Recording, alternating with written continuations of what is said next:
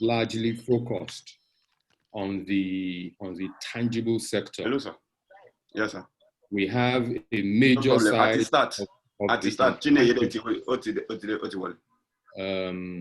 the government hasn't focused on, largely the software design and production segment has been left untapped.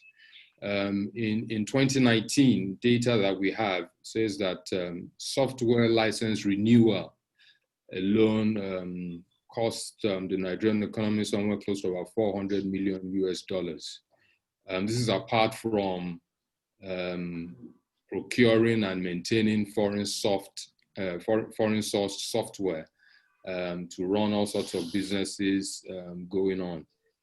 But you see, that is one part of a challenge. The second part of a challenge is that a lot of Nigerian talents, programmers, are now hopping and going to places like Canada, the US. They're now all over the place. Therefore, the challenge has morphed from procuring foreign-based software to losing the fine brains that we have, coupled with the recent issues around NSAS that we've been seeing. You would agree with me that the Nigerian population and the Nigerian people and the Nigerian youth are faced with an almost insurmountable task because it's a double whammy. If you look at the poverty stats as well in Nigeria, the poverty statistics are also terrible. If you look at areas around security and vulnerability, political rights and influence, socio-cultural status, nutrition, economic development, gender equality, environmental sustainability, all the major areas around how to measure poverty, we're not doing well around it. Now, how do we address some of this with when we look at how to enhance the software economy in Nigeria by training and retaining talent? My name is Wole Ogundare. I'll be your moderator for today. I manage an advisory firm called Kathina Advisory. With me on the panel this morning, I have some very able people who will be discussing. First off, I have Dr. Yele Okeremi. He's the MD CEO of Precise Financial Systems Limited. I have Mrs. Tolulope Agiri, who is the Group Chief HR Officer at InterSwitch. And I have Mr. Chinenye Mba-Uzoukwu. He's the current ISPOM president as well as the MD CEO of Infographics. Welcome and good morning, ladies and gentlemen. Good morning. So first off, thank you very much. Good morning. Good morning. So first off, I'd like to kick off this conversation by inviting Mrs. Tolulope Agiri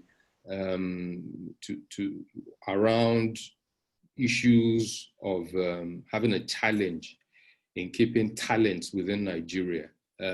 One, do we have this issue? And two, if we have it, how real is this challenge, Tolu? Thank you so much. I'm happy to be here this morning. Can I just check that you can hear me okay? Yes, I can hear you loud and clear. Great. Do we have a problem? So I want to lay down some statistics before I then go into whether or not I think we have a problem. And one of the things I like to put down is the fact that Nigeria, as we know it today, is a very youthful population. About 70% of our population is youth. And with that comes a number of issues. So for example, the youth come with their own energy, they come with their restlessness and all that. If I kind of cut that a little bit and I go to Generation Z, the much younger guys, the ones that all their lives have known technology, all their lives they've had choices. If you don't want to watch TV, you watch something else, and you can almost take TV wherever you go, watch it anytime you want. And then I come back to the issue of, do we have a problem in Nigeria? Do we have a problem of retaining talent? I have a slide here that I'm going to attempt to share. And if I can't share, I will just talk through it. And that slide tends to give us a very sharp snapshot of what attrition has been in the top tech companies all over the world. And what you'll see here is attrition is one of the major issues. So with attrition, with young people being the ones that are very techy, with young people being the ones that you're likely to get into the industry, then comes the issue of their restlessness, and this is what you get. So how long employees are staying at companies in tech all over the world, this data point is about 2 years old. Facebook is 2 years, Twitter is less than 2 years, Airbnb is 1.6 years. If I cut this data into the industry in Nigeria, what you're likely to get is something similar or even worse. Now, does that therefore mean we have a problem? Actually, I look at it the other way around. I don't think we have a problem. I think we have a challenge that can be responded to. I think the challenge is that of us wanting to continue to treat the entire working population like we did 20 years ago. Maybe that's actually part of the problem. Us thinking one size fits all when one size does not fit all. Do we have a fundamental issue around retaining these guys in our organizations? Maybe, but I don't think that's a problem. I think the problem really is employers being able to speak to what this generation needs. Just to wrap up this, my first point, if you were just to Google the major differences between Gen Z and maybe the baby boomers, then you begin to open conversation around the fact that they want more money, they want to work abroad, they want to work for many organizations, they don't want to work for just one employer. Then all of a sudden, you start to see that maybe it's not a problem. It is actually a challenge of the solution that employers are putting on the table. I've got a few more things to say, but time won't permit me, and I know I need to stay to time. So I'll leave that there as my opener. Back to you, Wole. Thank you. Thank you very much for that opener, Tolu. Well appreciated. So you made some very valid points there. Things around youth attrition across tech, things around 70% of the population being constituted by youth.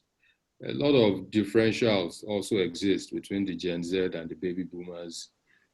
All of this, has put us into a position where we need to find a way around those challenges. Now, for employers, how do they go about it?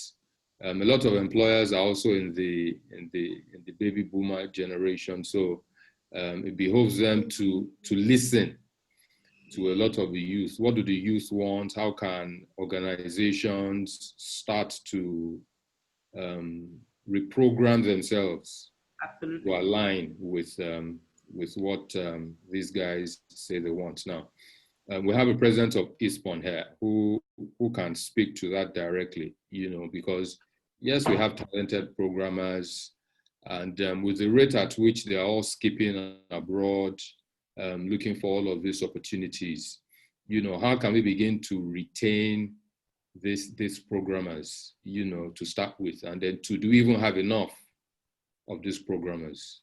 Chinenye.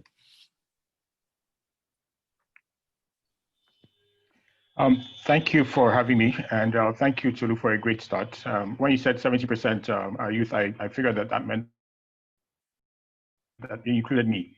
So I guess you had extended the timeline to include people like myself in that youth bracket. So thank you very much.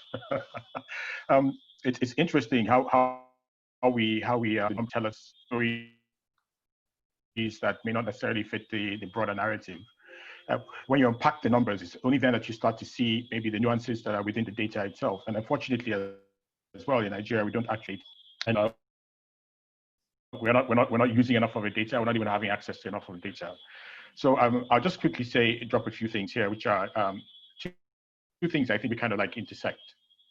The first is that this generation, the digital first generation, has a different trajectory from those that came before it.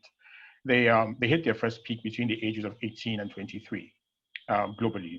At that point, they've probably done their first, they've probably started their first company or their first social enterprise. They have a job.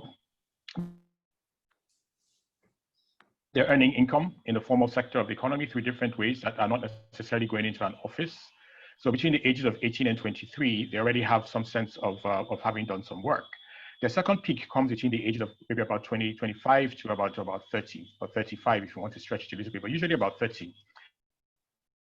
And at that time, they're pretty exceptional. The outliers amongst them have already set up companies, and they're large companies. They run big organizations and hire a lot of people, generate GDP, and generate employment.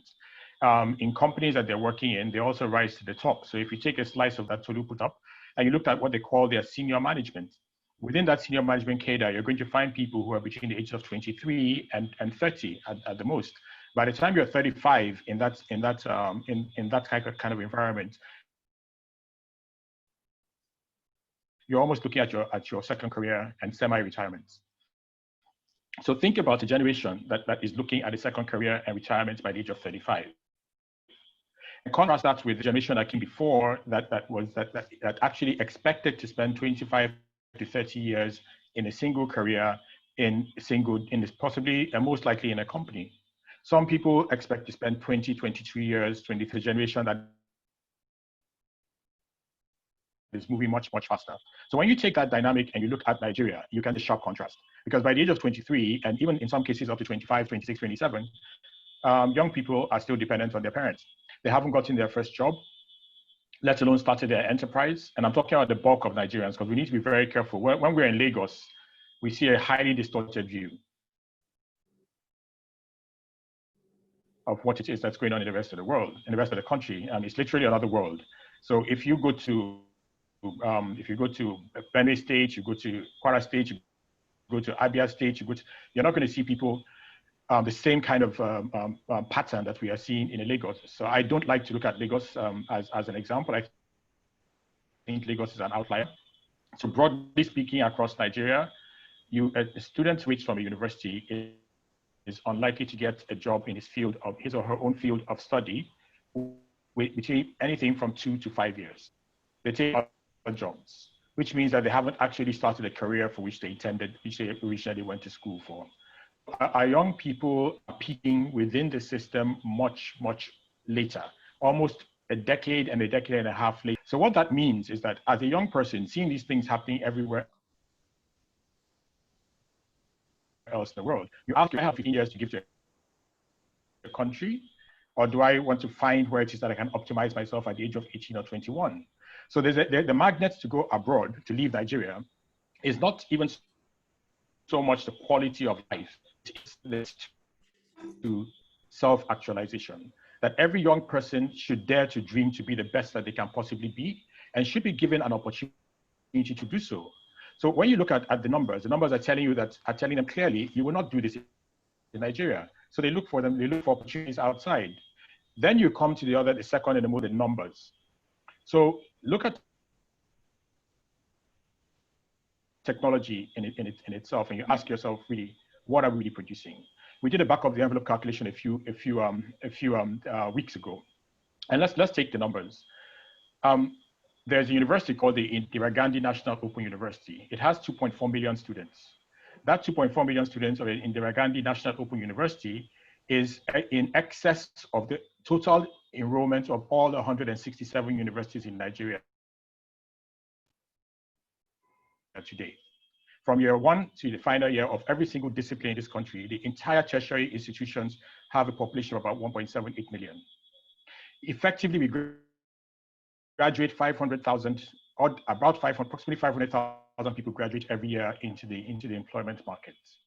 Of that 500,000, we go to areas that are related to technology and coding, so which would be computer science, the engineering fields, generally speaking, even though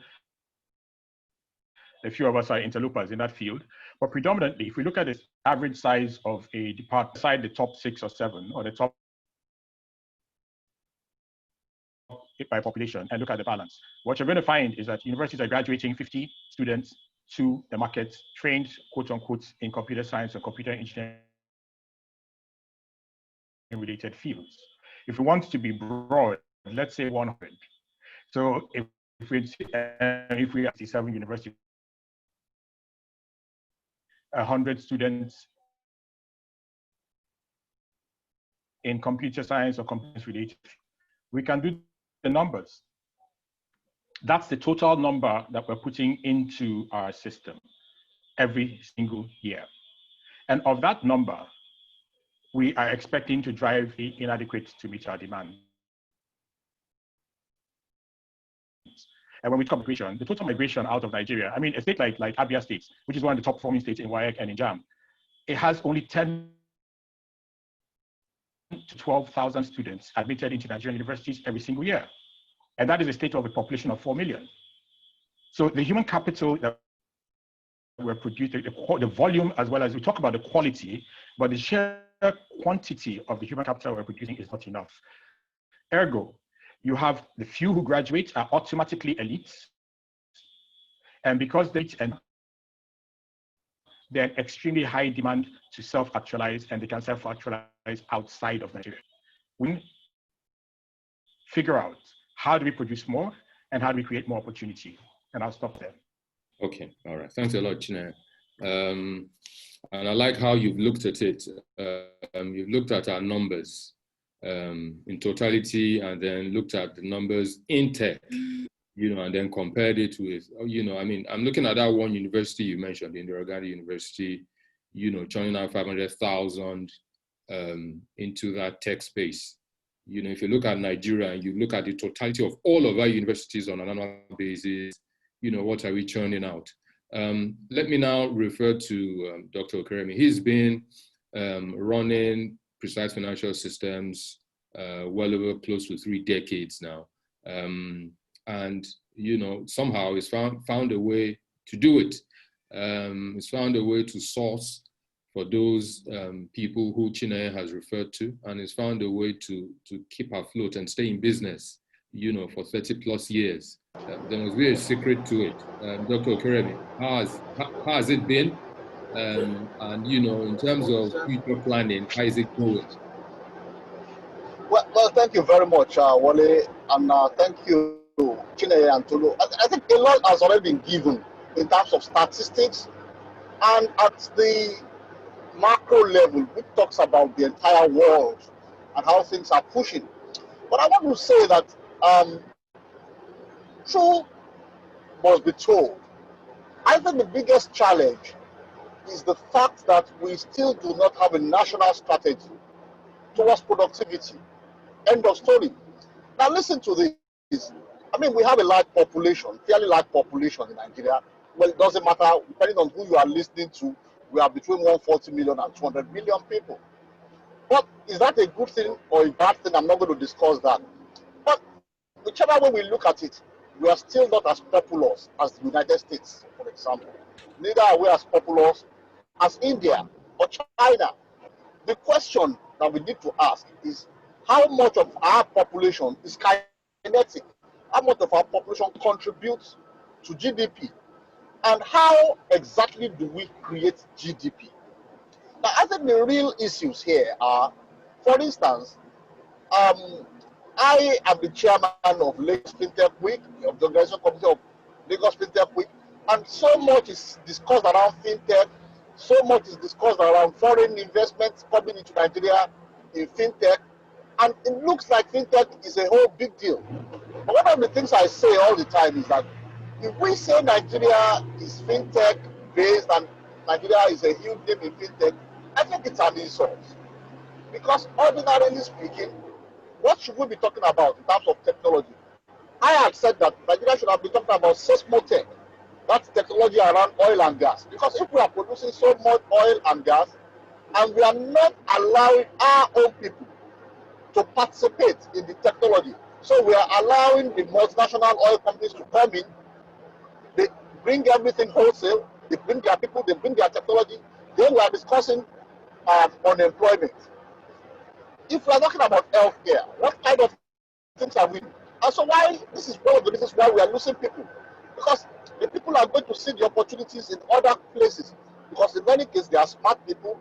And in any case, these other countries, Canada, the US, China, everybody's looking for talent. And so our people are likely going to move there.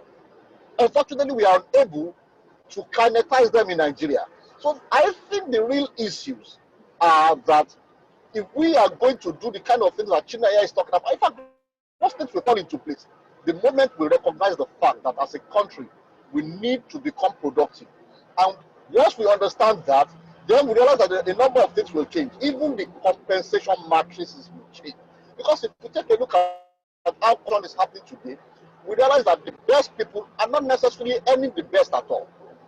You actually have a situation where our worst are paid the highest. The people at the peak, at the apex of this country, are the least productive. And these are the things that need to change.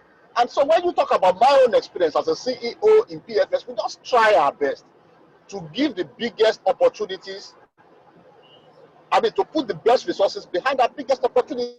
So if you are really smart in PFS, we're going to give you the best things behind you. You're going to have management supporting you, and you are likely to rise.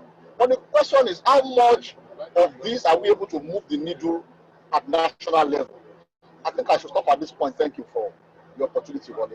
Thank you very much, Dr. Okeremi. And I'll come back to Tolu shortly. I'd like us I'd like her to give me a few things. But before I come back to her, Dr. Okeremi mentioned something that I found very instructive, the National Productivity Plan, in terms of what's the contribution to the GDP. When you look across the Nigerian strata, from maybe if you look at it across age groups and across roles within organizations that are still managing to stay afloat today, and you begin to say, look, in terms of your own contribution to Nigeria's GDP, how much are you really contributing? Are you constrained to contribute? The way I like to see this as well is each time I look at Nigeria as a whole, one of the things that strikes me is the nation itself. If you look at the nation itself in totality and you begin to ask yourself questions around how do we, as a nation, begin to connect things like education to the workforce? Because there's a major gap there. If you look at tech as well, how do you connect the people in tech to the workforce? How do you connect the people in engineering to the workforce? I used to work in an organization where we used to do a lot of hiring. And each time we hire, we'll need to retrain, these guys that have come from various schools. So in addition to having the tech challenge, the schools themselves, how well are schools today equipped, to offer the right talent into the workforce? Tolu, could you please take a few minutes to look at all of the issues that the various panelists have discussed, and just take us forward. Great, thank you, and I'm enjoying this. So I would take it in different levels, but before I get to individually, organizationally, and nationally, I'd like to say that if I look at Nigeria, I do agree a little bit with Dr. Okeremi, but I don't fully agree. I think Nigeria right now is swimming with opportunities. I think we're such a huge and growing population where a lot of other populations are not growing. Our youth population is high. Birth rates are not bad. We haven't necessarily frozen people giving birth. And for as long as Nigeria has questions that technology can answer, for that long, we remain relevant. What do I mean? In Nigeria today, you don't look too far before you see issues that are calling and begging for answers. And usually, wealth and opportunities eventually go to the man with the answers. So questions around accommodation, questions around power, questions around food, questions around education, questions around what do I do with my life, and things like that. So for as long as Nigeria has these questions, and we have this huge youthful population, we remain actually a bed of opportunities. But if I look at what happens in organizations, so I happen to work for an organization where the average age is about 34. And immediately, there's some people in those organizations that feel like dinosaurs, right? So average age is 34, many young people. And I'm talking young, below 25. Guys that have just left school, who probably see you like they see their parents. I'm asking myself the question, how do we ensure that actually as organizations, we're doing things a bit differently and we're able to hold on to our guys in a different way? I have a couple of thoughts in my head, some of which have started to take roots in some organizations. But I think one of the key things will be to ensure that we listen. These guys are not demanding what their parents demanded. These guys are asking for different things. And I'm talking about the young techie people. They're asking for, I want to work in an organization that has purpose. A lot of us tend to go, this is Nigeria, people want to eat first. If you get into conversation with a lot of young people, they seem to have a conscience and they want to do things that matter. Do organizations have purpose? Of course they want money, but they also want the flexibility that traditional work does not provide them. What do I mean? Traditional work, you get a letter, you work from 9 to 5. And I think Mr. Mba referred to this. So our organization is able to respond to, I may have someone working for me, but they also have a side hustle, because that's what these kids want to do. Am I open to actually having someone work for me, but doesn't live with me, doesn't stay where I stay, having someone work for me remotely? COVID that happened to us in the last 7 or so months in this country, all of a sudden has opened our eyes to the fact that what can be done and it can be done remotely. So away from, I really want to see what you're doing, I want to look down your shoulders, and here we go to actually show me what you want me to do and I will deliver it to you. Organizations need to start to listen and be willing to take risks. Also, issues like performance-based pay need to grow beyond the traditional, how many years experience do you have, and we match your pay to your experience. How do you deliver, and how do I ensure that maybe 50% of your pay is dependent on what I can measure to what you have delivered? So organizationally, there are a couple of things you can do. I don't want this to end without me saying one thing. Nationally, national productivity plan, I agree, but nationally, I have a thought that has been brooding in my heart for quite some years, and it is this. I think we can reverse the trend of migration. I think we can reverse the trend of Nigerians moving out. And that is actually us as a country, as a nation, as private sector coming together, mapping out a plan that begins to pull back people. What do I mean by that? A lot of Nigerians travel abroad to get good education for their children. Some of them travel abroad to ensure that their standard of living is great. Some of them travel to ensure there's safety or there's medical provision. How do we ensure as a country that maybe we bring back a cohort of excellent guys who are doing well wherever they are? Australia, Austria, Canada, UK, US, wherever they are doing well. We bring them back, we cocoon them for a number of years, put them into roles that make sense for Nigeria, make sure the things that bother them are answered for the first few years, and set them up to be able to settle down in Nigeria. I think, of course, the plan is more complicated than that, I've simplified it. But I think if we do that, and if we actually infuse merit into the way things are done in this country, we may have an opportunity to start to reverse what immigration, what Canada, what all these passport selling countries have done to us. So I'll rest it for a moment there. Thank you. Thank you very much, Tolu. Chinenye, your views, please.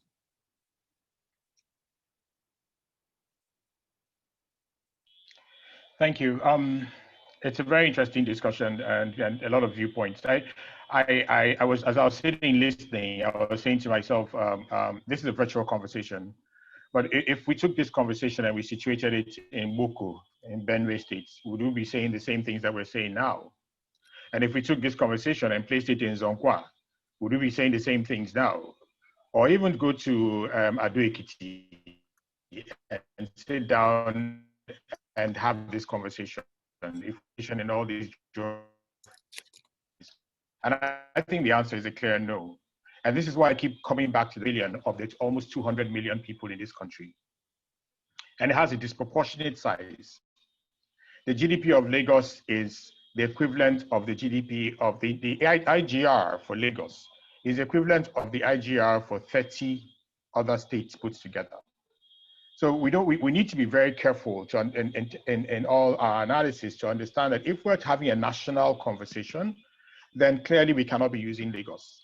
And even if we use Lagos as an example, what does the IOM say? The IOM, the International Organization for Migration, it's only 120,000 people that leave this country every year. A few, other numbers, but total is 120,000 in a country of 200 million. When we talk about this diaspora and the diaspora coming back into the country, we're not really talking about a large number of people. The country is facing a major challenge, which is that approximately, even by the presidency's numbers, 100 million, which is 50% of your population, is living in poverty. The country is facing a crisis where you say 60% of your population is youth, 60 to 70% is youth, which literally translates to over 120 million people. And 120 million, you correlate the two numbers, and you're going to find that the majority of that 120 million of our youth are also living in poverty.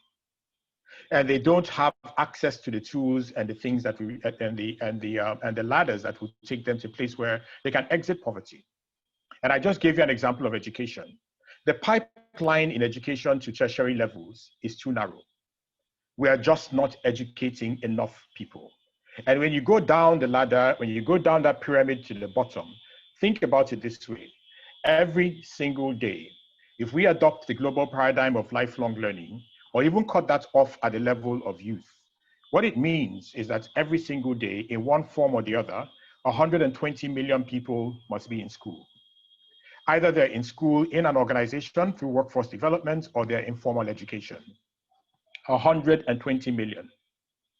So think about that number and look at the system that we have in place. So that's 1.1% of our population, of your youth population, is in university. 1%. 120 million youth, 1.2 million, 1.78 million in tertiary education. That's about 1.5%, 1.5% of your youth are in tertiary education. How do you grow? The global standard is 8%, right? To impact your GDP, you need to get to 8%. And we're at 8% of your total population. We are at 1% of our population and 1.5% of our youth population. So there is a huge danger that you're facing. And the numbers always tell you the truth. Over 70% of Nigeria's population lives in rural area, the rural community. Then you have the urban areas like Lagos, Port Harcourt, Aba, Onitsha, Kano, Kaduna, Abuja.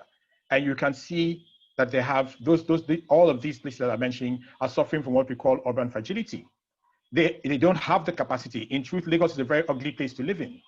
And for those youth that we're talking about, we saw them come out during the NSAS protests. They came out because these are not people who are naturally inclined to do bad. We've given them a dysfunctional education. I keep coming back to education because that is how every society that we look at, and every society that these young people are going to, is anchored and rooted on an effective education system that creates the opportunity, the capacity for you to actually have this opportunity.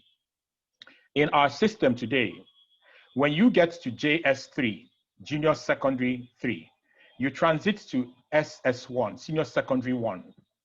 The transition rate from JS3 to SS1 is 14%. For every 100 children who get to JS3, only 14 will go to SS1. The reason is not because we don't have the people, it's because the carrying capacity of our senior secondary schools is 14% of the capacity of JS3. What it means is that 86% of your children stop education at JS3. They exit the formal system, the academic system that's leading them on track to university tertiary education. They are supposed to go into technical and vocational education. The total enrollment across all TVET institutions in the country today, or as a 2016 statistics, was 500,000. 500,000. And I give the numbers because we are reluctant to face the numbers.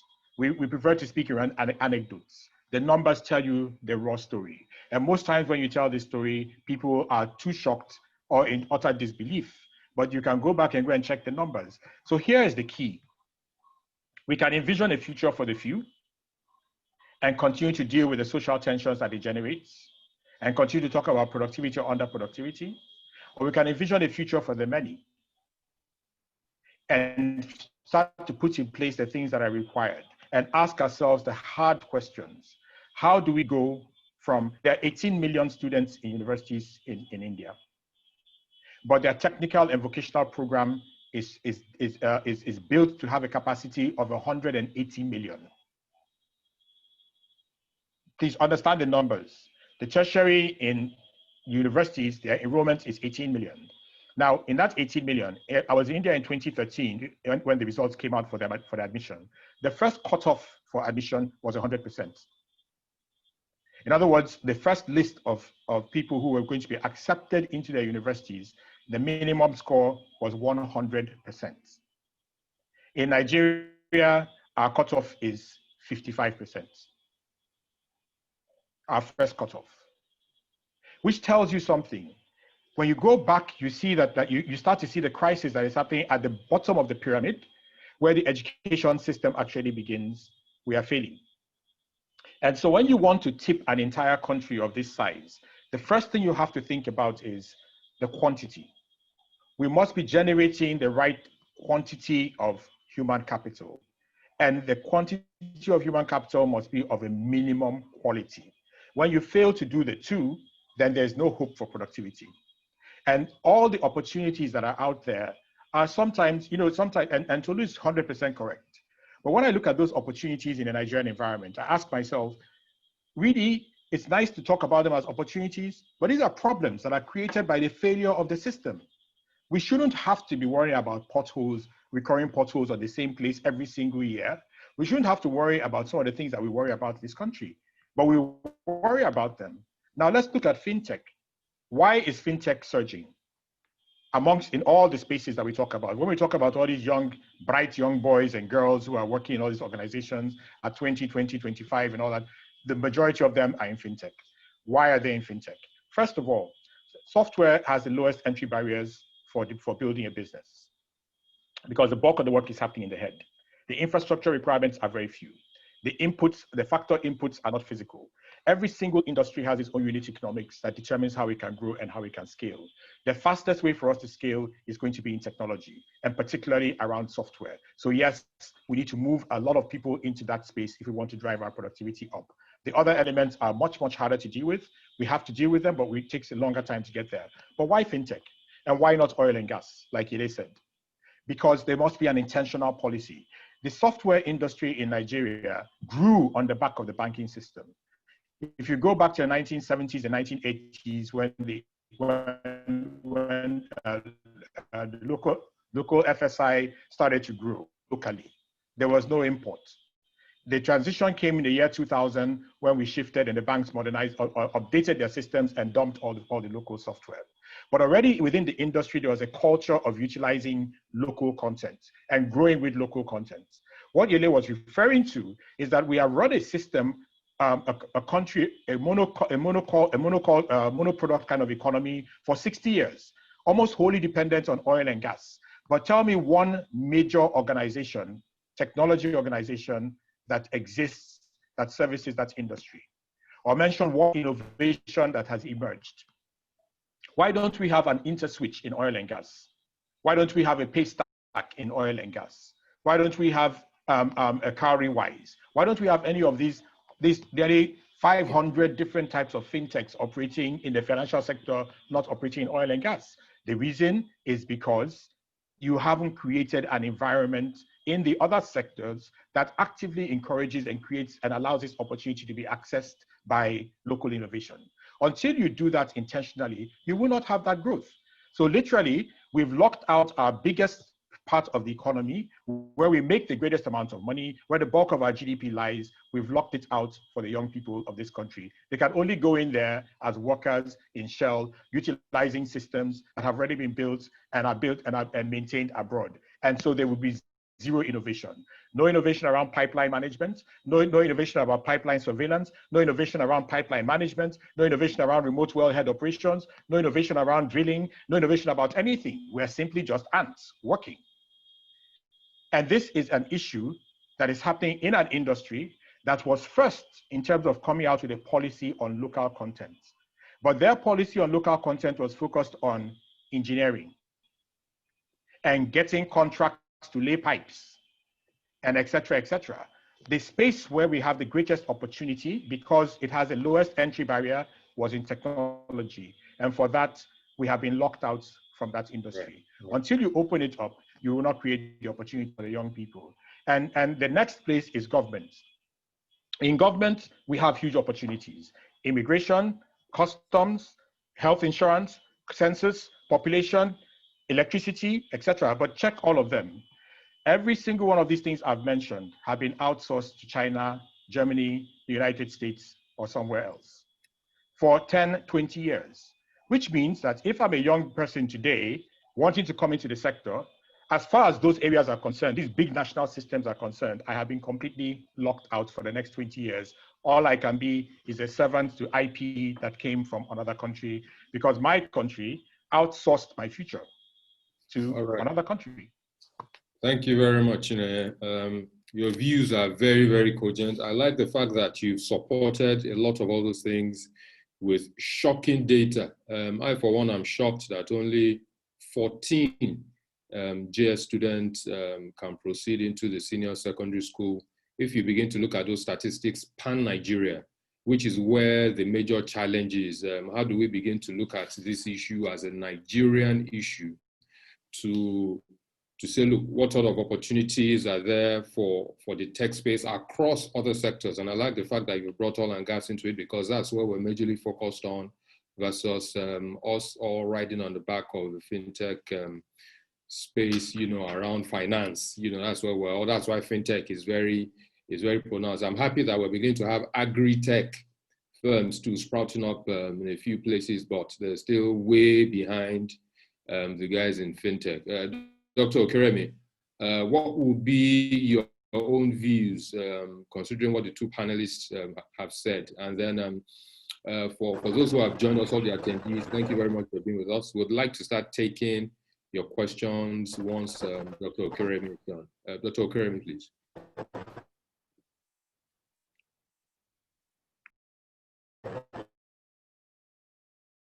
Data. So the data doesn't, but let's take our insight into the data. Why the data tells us what has happened is historical. I want to look at why these things have happened. And the real problem, like I said some time ago, is that we have a system that has no strategy for productivity. So what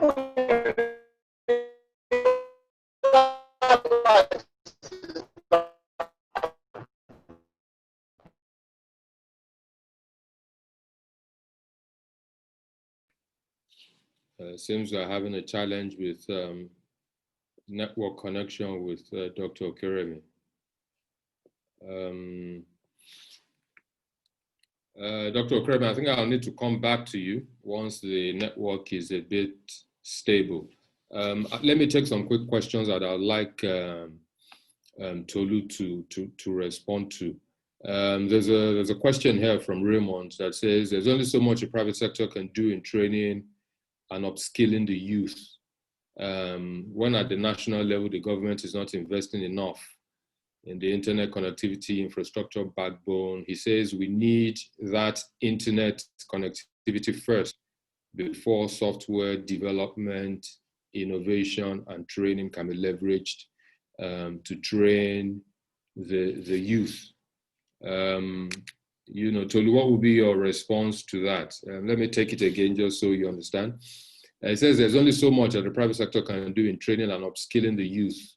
When at the national level, the government is not investing enough Again, he mentioned the infrastructure backbone as what the government is not investing in enough until we have a stable internet connectivity before we can begin to ride on the back of software development.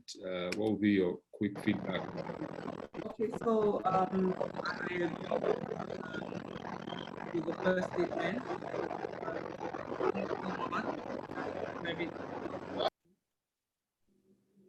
Hello? Hello? Okay. Yes, I can hear you. There's only so much that the private sector can do, but I think the private sector right now isn't doing enough. So while I know that infrastructure and macro development belongs to the government, I think the private sector itself needs to engage in more collaborative conversations around these national issues. So as an example, I saw someone drop a comment, summary being gone are the days of university degrees. And that's the truth. To advance the cause of technology, like Chinenye said, the barrier entry, you know, in terms of you being able to code and do stuff as far as software is concerned, is very low and don't necessarily have to acquire a 4-year degree. The question is, what can private sector do in the lacuna that seems to exist while government is not acting? So really taking the conversation, like I alluded to earlier, beyond Lagos, I think the private sector can do a lot. I think, I know a young man who is probably less than 10, who has started to do big things in Nigeria. His name can be Googled up easily. I think private sector can actually begin to partner with educational institutions across the country to begin to actually groom talent in the software space, because that's where the world is going, in the software space, as opposed to simply folding our hands and waiting for government. We've seen what can happen when that happens, and therefore private sector shouldn't do that. There is a lot that private sector can do in the interim, will be my quick response. Thank you very much. Chinenye, what would be your own response to the gentleman's question, as well as the other person who has said that the era of compulsory education should have gone past? That's Kunle David. That most graduates, you know, they are half-baked anyway. Why don't we set up a lot more Andelas?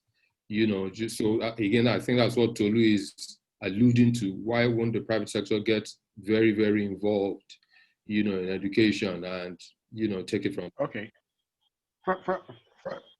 So first of all, I want to first of all applaud the private sector in some respects. I mean, most institutions, for instance, going back to banking, it's been over 30 years that the corporate Nigeria has taken up the slack that comes from the universities, because, you know, every student, most of these corporates have places before you apply to get a job. You provide your certificates. The first thing they take you into is a training kind of environment, which does even basic things like how to write a memo, you know, communication skills and things. Like they do this aptitude test, then you train you for a while before they actually take you in, which points again to the failure of, because all this should have come from the education system and has not. So the private sector has actually been stepping in. In Lagos, for example, 65% of the student population in Lagos, 60 to 65% of the student population in basic education in Lagos are in private schools, not public schools. The public schools are and then if you go into tertiary again, you know, out of that population of 1.78 million students, 5.3% are in private schools. 5.3% are in private schools. It tells you something. And the last data point I want to put in, and then I'll just try to tie it all together, is this. If you're studying medicine in University of Lagos, your tuition is 52,000 naira. If you're studying medicine in Covenant University, your tuition is 5 billion naira. They're both teaching students to the same BMAS, which is the curriculum prescribed by the NUC. One does 52,000 and has about 70,000 students. The other one does 5 million and has about 5,000 students. Something is wrong with the model. We need to understand that the education model that we currently run cannot scale to the numbers that we require for it to scale to. When you say that you're producing half-baked students, what's the reason? You're taking somebody in to study medicine who presumably did physics, biology, and chemistry. For 40 years, we have been running a test called Alternative to Practical. That is an exam, alternative to practical. And that alternative to practical means you never went into the lab and never did any practical. Then you take that alternative to practical and you are admitted to a university. Then you get into that university and there are no labs, there are no workshops, there's nothing. 4 years later, you graduate this person and you expect this person to be functional in other areas. It just can't work. That's why I keep coming back to the point that certain decisions have to be made around the education system and what it is that we really want to produce and what we can't produce. A single laboratory today in a secondary school will cost between 100 and 150 million naira. How many do you think we're going to build? And this is just the cost of the infrastructure. So what is the role of the private sector? I believe very strongly that we need to, first and foremost, we need to fundamentally restructure the entire education model. And that means from the economics of it, because the economics just does not work. The students are, even during the SARS protest, NANS came up and said that they want school fees slashed by 50 to 60%, 52,000 naira. You slash it by 50%, it's 25,000 naira for a completely dysfunctional education because you just want the paper. Now, the students don't students fees, which by the way, constitutionally, the constitution says free education. And it says where practicable. And then on the other side, the private sector wants human capital. What's the answer? The answer is two things. First of all, education needs to move massively online as fast as possible to dramatically drive down the cost of educating a single child. We need to move education massively online. And by online, I do not mean internet. Somebody had mentioned here about connectivity. Honestly, in my village, right, I put down I passed my neighbor. I put down a networking device and I put down computers and the children are online. Off of one laptop, I can bring the entire world of learning to a village with nothing other than a small generator, no internet access required whatsoever. 70 to 80% of educational content can be delivered 100% online, offline, on computers. All right. Right? So you don't need to have the connectivity that we're talking about, that is internet connectivity. We just need to have a fundamental shift in terms of the way that we consider those things. There is those who have access to connectivity will have access to the internet, but really, what do you need? You can download free resources. The entire learning content for MIT is available under its OpenCourseWare program, free. There's a Hinari network that provides over 6,000 medical and pharmaceutical related studies, 100% free. The content is there, it is free, but we haven't pivoted in terms of our education philosophy. Then to touch, all right, hit the nail on the head. So the first thing, yeah. So yeah. I want just to close on that one thing. The to-dos are very clear to us. Yeah. No, I'm just saying that what should be done is not rocket science, and I think we know it. There are other things that are blocking it, and that's what we should address. So the first thing is going to be around the people that Yele mentioned earlier. Who is making the decisions, and what's the quality of these people? If you look at the reality, if we say that our education system has been broken for 40 years, everyone that has graduated is now 40 years older and is sitting inside the system. So we have a system that is continuously subsidizing mediocrity. And the mediocrity has penetrated to the highest of levels of our society. And as a result, the decisions and the things that can come out of there can only be mediocre. So a fundamental change has to be made at that top for things to open up. Nigeria. Thank you very much. Dr. Okeremi, are you still with us? Yes, I'm here. Can you hear me now? Yeah, I hear you. The internet is just... Yeah, I'm sorry. Yeah, I'm sorry. I'm on the road. I'm driving on Benin or the expressway, so that's why this is happening. But let me just quickly comment out that at least we have some connectivity. So first of all, when we talk about rural and urban areas, what do they mean? I think the first challenge is that in Nigeria we have been programmed to see rural areas as areas where there's no civilization.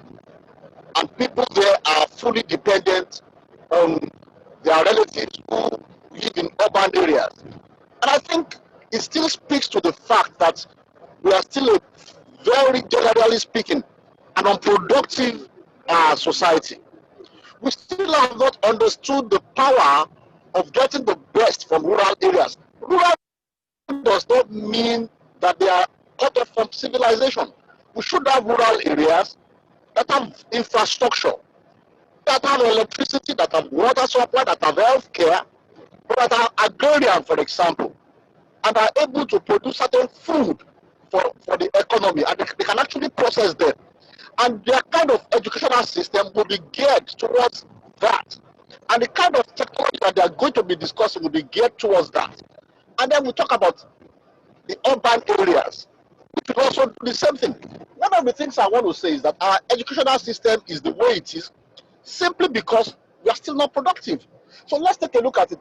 There's absolutely no way government alone can fund what we desire. But government alone has never funded education anywhere in the world. What happens is that, just like Chinenye and Tolulope said, the industry requires certain levels of skill, and the industry is prepared to pay for the skill, and the industry is prepared to partner with the arbiters. So industries are able to endow chairs, industry is able to give grants to universities on condition that universities are going to produce the kind of talent that they want. Now let me also say something. The kind of things that are going on in Nigeria today is a system where we are actually allowing our cream, the best of us in Nigeria. They are looking outside of Nigeria, trying to do businesses that will have impact in other nations. Now, are not stupid. The moment they see that we are doing the right things, they are going to ensure that they have a slice of it. Somebody mentioned antenna. Take a look at that. It doesn't matter where the concept came from, whether it came from Nigeria or anywhere. But the truth of the matter is that there's absolutely no way in Nigeria to get to such a company. What happened in Facebook? What has happened in industry is that it's not about just extradition from government to ensure that when people go to school, we are not going to school because we want to get appointed to go and steal federal and public funds in government, or because we want to become a government contractor. We want education that is relevant to production of what we do in Nigeria. And if we do that, the kind of things that Chinenye is talking about before it's automatically, we will suddenly realize that funding schools will be very, very easy. We will suddenly realize that we will produce graduates that are productive and that can be competitive globally. Thank you.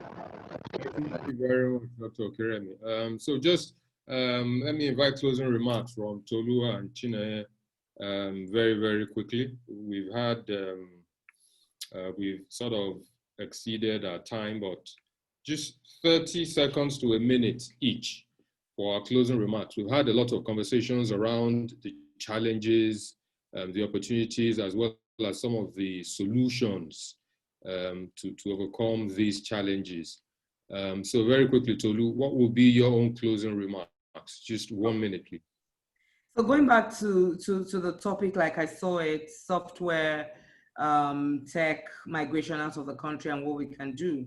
The story of the 10-year-old tech genius that I mentioned earlier is what I'd like to rest my point on. This young man, encouraged by his parents, and has developed a website for his school as an example. I think stresses the point of what can happen in the right environment. So my call out will be to the private sector to do a bit more. And I know we can point fingers at the government. When we have opportunities, we should do what we can. But private sector right now, I think has a lot to do in collaboration and also in partnering, not just with universities, but with each other to ensure that we're not just helping to retrain our guys, but we're also working towards retaining the cream de la cream. Why is that important? Nigerians always break records. They smash records when they go abroad. We need to bring that home and do those things here in Nigeria. Thank you so much for having me today. Thank you very much, Tolu. Chinenye, just 1 minute, please. Your closing remarks.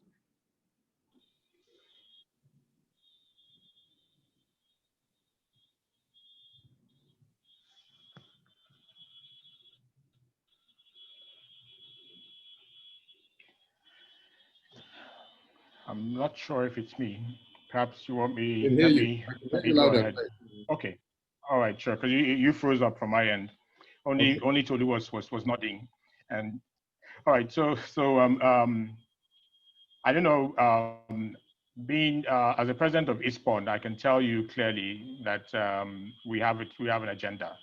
And that agenda is to dramatically grow and rapidly grow the human capital base in the technology space in this country. We are, I would say, at a personal level, I am 100% pro talent. And that means that talent must go to where it can maximize its opportunity.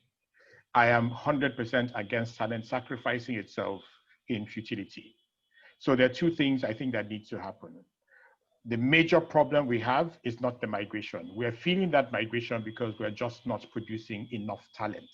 We're not producing enough human capital. So that's why we're feeling this migration. As I said, the numbers are so few in terms of the numbers that actually leave the country.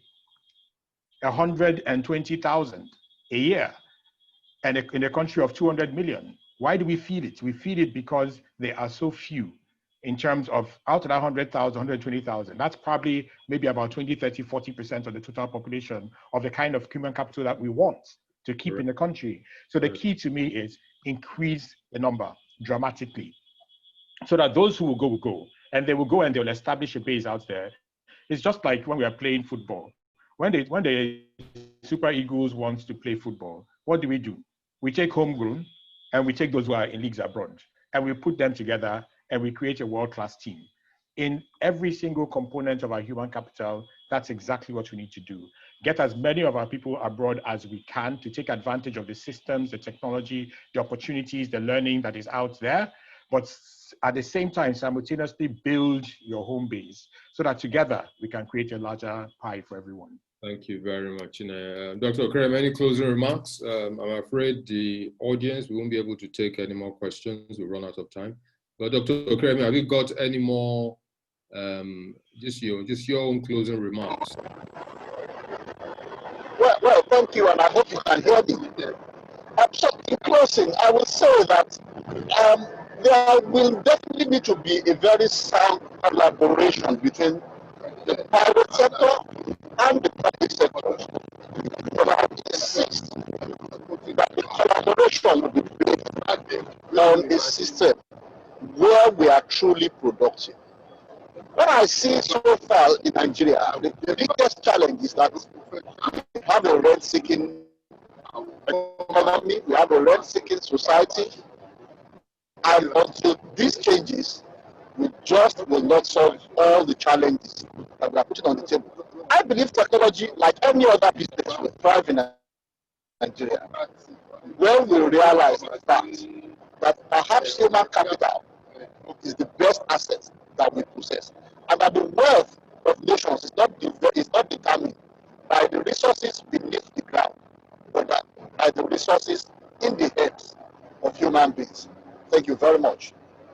Thank you very much, Dr. Okeremi. I'd like to thank Precise Financial Systems for hosting us this morning. Thank you very much to Tolulope. Thank you very much, thank you very much to the audience for joining us. It's been a pleasure.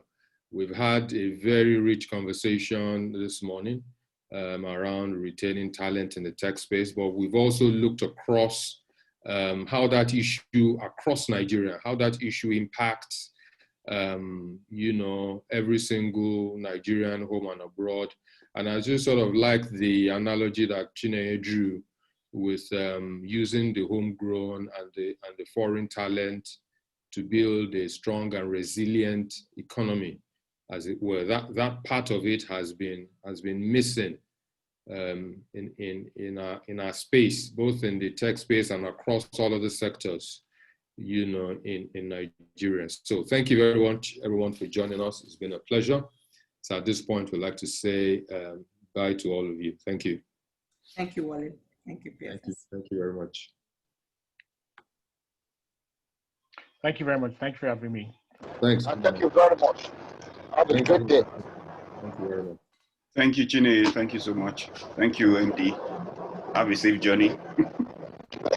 Thank you. Wole, thank you so much for the rich vein of that. I'll send you the audio so that you can have. Thank you so much. Thank you. Thank you very much.